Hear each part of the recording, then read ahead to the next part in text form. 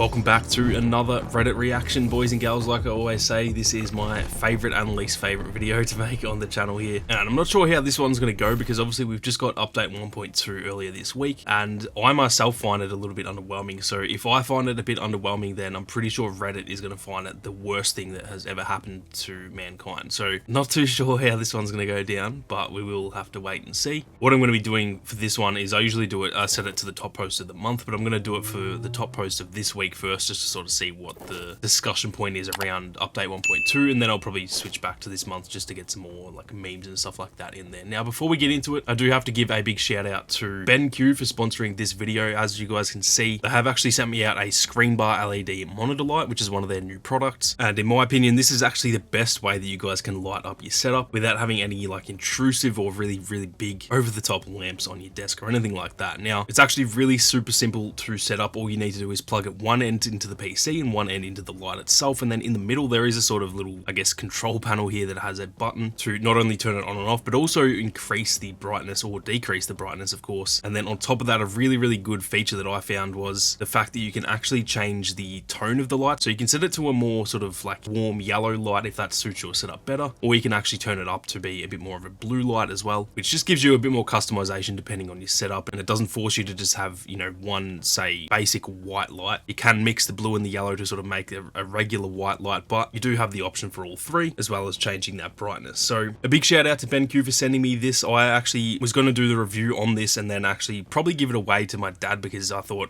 I don't really need this for my setup. The lighting in my setup is already decent enough. And I actually told my dad, hey, I'm going to give you this once I've done the review on it. And once I set it up, I've actually had to tell my dad that I'm not giving it to him anymore, because as soon as I set it up, I realized, wow, this actually really does help my setup. Now, if you guys do want to get your own, there is a link down in the description to Amazon. I definitely recommend getting this if you are looking to improve the lighting in your setup or your office or anything like that, as it is definitely the least intrusive way to have some added lighting rather than having a massive lamp or something that takes up half the room on your desk. So once again, a big shout out to BenQ for that. But with that being said, let's get stuck into the top posts for this week on Reddit/Battlefield2042.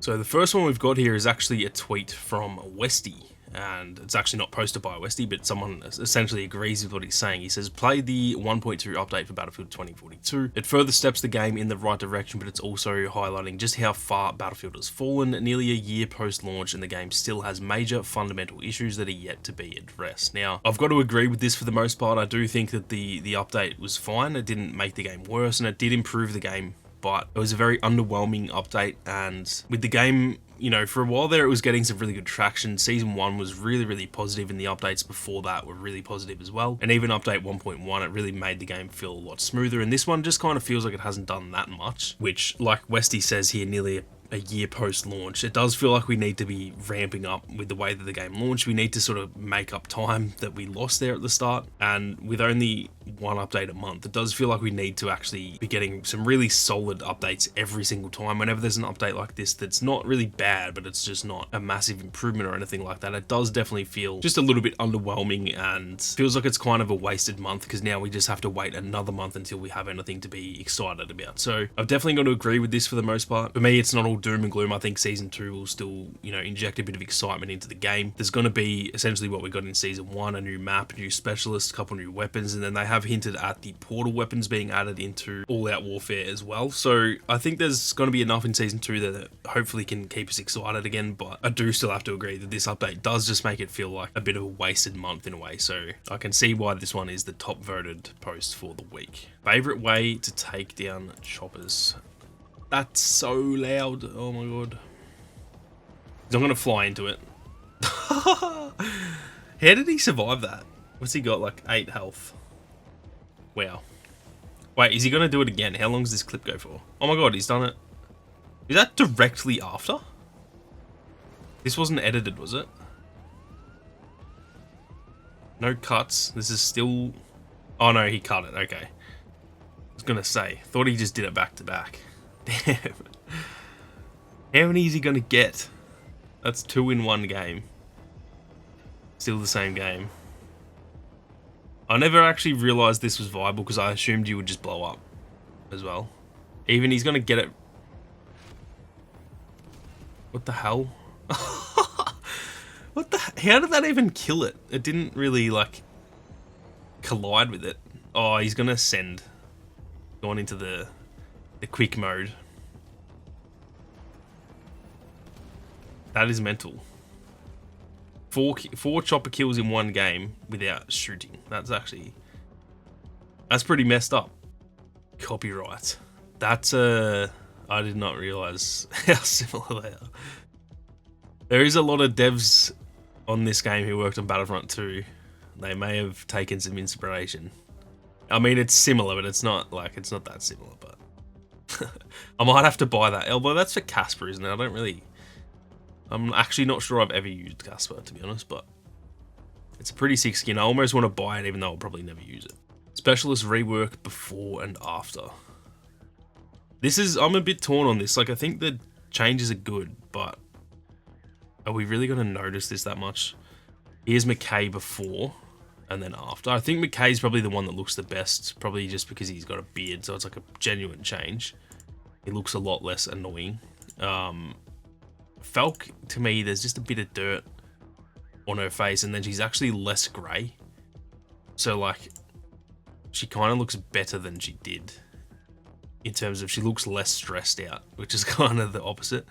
I do think that the dirt on the face and stuff is fine, but it's like you're not going to notice that in game. I don't think that's the biggest. They've made a bit of a big deal about this, and I think the changes are fine, but just like the way that they've like advertised this, like it's a big change, is a bit odd to me. Boris actually looks about the same, but you can see like look at his beard. It's just like one thing. It's not, you can't see the individual hairs. Whereas I've noticed like you can actually tell there's a bit of detail now. So I think Boris looks a lot better, but also fuck Boris. Boris can die for all I care. And then Angel is just annoying as well. He looks, again, he's got a beard now. He looks, I guess, better, but I'm not really sure this is, just the way that they like promoted it was a bit weird to me, because it's like, yeah, it's good change, but is it really worth like gassing this up? I'm not sure it is. EA haven't gotten anyone on their team with the geography degree, that's for sure. Brainy Island, Singapore. And that's, what's that, South America? What the fuck? I did not notice that, actually. Has there always been the little icon? I did not know that. Luckiest stinger shot of my entire Battlefield career. What is gonna happen? Can I get some fucking ammo? Didn't expect his voice. Oh, what the hell? Oh my god. He loves it as well. What? That was pretty sick. Holy dude, you don't even, you know. The chopper, for anyone who missed it, the chopper flew.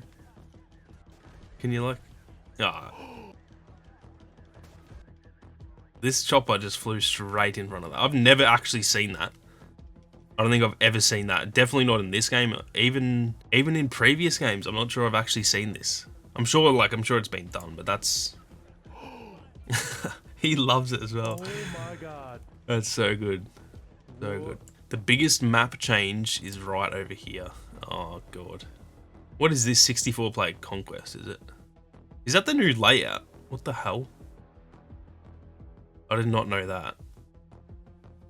I guess it is. I haven't really played 64. I think when I play like Exodus Conquest, which is 64, with the old Portal maps, whenever I get a map that's not the old Portal maps, I quit. So I actually haven't really played 64 player Conquest. I didn't know that was the layout. That's pretty stupid. They have made some changes like over here and in this area. But like this section, it even goes further. It's like all of down here.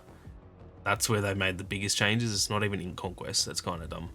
Didn't realize that. Hopefully, I'm pretty sure that area is like B1 and B2 in the 128 player Conquest. I'm pretty sure A's over here.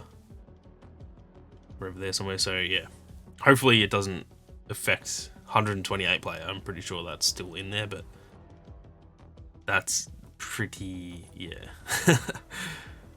pretty poor choice of layout in my opinion. But anyway guys, that is going to do it for another Reddit reaction. I actually thought I was going to go through the top posts of the month, but there was actually enough in this week to make the video. So the next one will be back on probably r/Battlefield, although maybe not, because the next one of these will be when Season 2 launches, so maybe I'll probably want to see what everyone's saying about Season 2. We'll see what happens. I'll just play that by ear, but I'm actually pretty keen for that one because I'm very interested to see the community's take on Season 2, just because Season 1 felt really solid and then it's kind of just like dropped off a little bit towards the end, and I'm really interested to see whether Season 2 can kind of do that thing again where it has a mini resurgence. It's not like the game just blew up or something, but you could tell there was a lot more players. It was easier to find games. There was a bit of hype in the community. Like, it was actually a really fun little period for the game, which it really hasn't had. Even at launch, it wasn't that exciting. So I'm definitely very keen to see how Season 2 goes, and it's only like, it's the 5th of August today as I'm recording this, so we're only like 25 days away. I'm pretty sure it's like at the very end of August or the very first week of September, judging by when Season 1 says it ends. When in game it says like 25 days left or whatever, so we're actually not that far away. And yeah, very keen to see how that goes. But that is going to do it for this one, boys and gals. If you enjoyed the video, be sure to leave a like down below. If you're new to the channel, then definitely hit that subscribe button. And if you guys do want to support the content that I make here on YouTube, then consider becoming a channel member. But with that being said, thank you all very much for watching. You guys have a great day, and I'll see you all out there on the battlefield.